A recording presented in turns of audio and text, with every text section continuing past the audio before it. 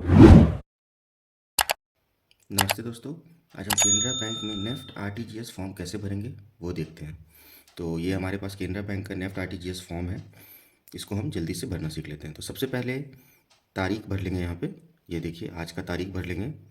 उसके बाद कौन से ब्रांच में आप करवा रहे हैं नेफ्ट वो भर लेंगे। उसके बाद कितना अमाउंट करवा रहे हैं। तो हमको 2 लाख करवाना है तो हम यहाँ अंक में 2 लाख और यहाँ शब्द में 2 लाख ओनली भर लिया है। उसके बाद नीचे देखिए कैश या चेक, तो हम चेक के माध्यम से करवा रहे हैं दोस्तों, तो चेक पे टिक कर लेंगे यहाँ पे। ये देखिए टिक है। उसके बाद डिटेल ऑफ एप्लीकेंट्स, ये यहाँ पे हम लोग को डालना है आवेदक का विवरण। तो सबसे पहले अपना पासबुक निकाल लें। पासबुक से आप अपना अकाउंट नंबर यहाँ लिख लें।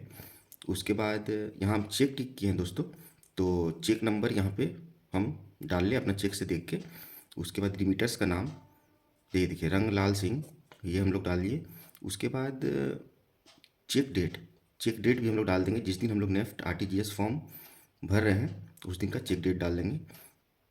नेक्स्ट उसके बाद एड्रेस में हम डाल लिए रिमीटर्स का एड्रेस, एप्लीकेंट्स का, आवेदक का एड्रेस डाल लेंगे। उसके बाद मोबाइल नंबर डाल लेंगे। अब यहाँ पे देखेंगे दोस्तों एक LEI कोड है।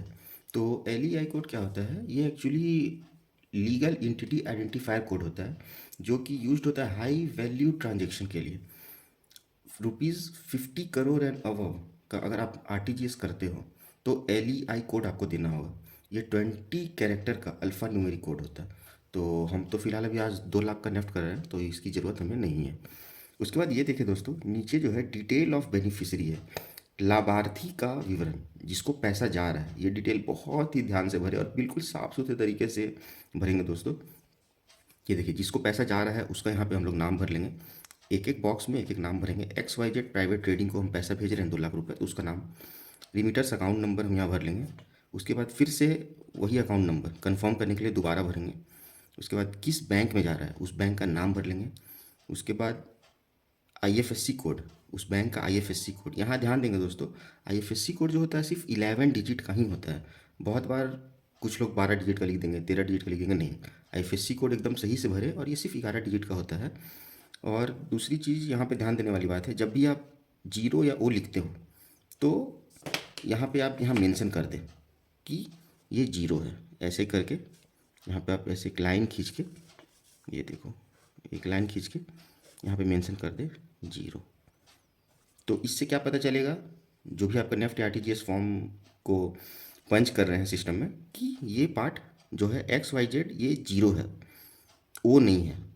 उसके बाद आप यहाँ कुछ नहीं करें तो इसका मतलब ये दोनों ओ है। ठीक है दोस्तों, तो IFSC कोड आप डाल लें। उसके बाद किस ब्रांच में, कहाँ का ब्रांच है वहाँ का डाल लें आप ब्रांच कोड, अंधेरी मुंबई। ये तो हमारा हो गया फॉर्म भरना दोस्तों। फॉर्म मैंने पहले, यहाँ पे आप सिग्नेचर कर लेंगे रंगलाल, यहाँ पे सिग्नेचर करेंगे फर्स्ट अप्लीकेंट्स में। अगर जॉइंट खाता है आपका, दूसरा यहाँ पे कर लेंगे आवेदक का, रिमीटर्स का साइन। तो सिंगल खाता है, इंडिविजुअल है, तो एक ही साइन करेंगे। अब हम चेक भरना सीखेंगे। चेक को इसके बाद हम फॉर्म तो भर लिए, फॉर्म के साथ अब हमको चेक भरना है। तो पे में हमको नाम नहीं लिखना है, XYZ प्रिंटर्स नहीं लिखना है दोस्तों। यहाँ पे हमको लिखना है योर सेल्फ फॉर NEFT, या फिर आप RTGS। अगर 2 लाख के ऊपर अमाउंट है तो आप RTGS लिख सकते हैं, नहीं तो आप NEFT लिखना है दोस्तों। उसका डेट तो यहाँ डाल लेंगे आप। उसके बाद यहाँ अमाउंट भर लेंगे 2 लाख ओनली। उसके बाद यहाँ अंक में भर लेंगे 2 लाख। उसके बाद यहाँ पे साइन कर लेंगे रंगलाल। ये हो गया आपका दोस्तों पूरा कंप्लीट फॉर्म नेफ्ट और RTGS का।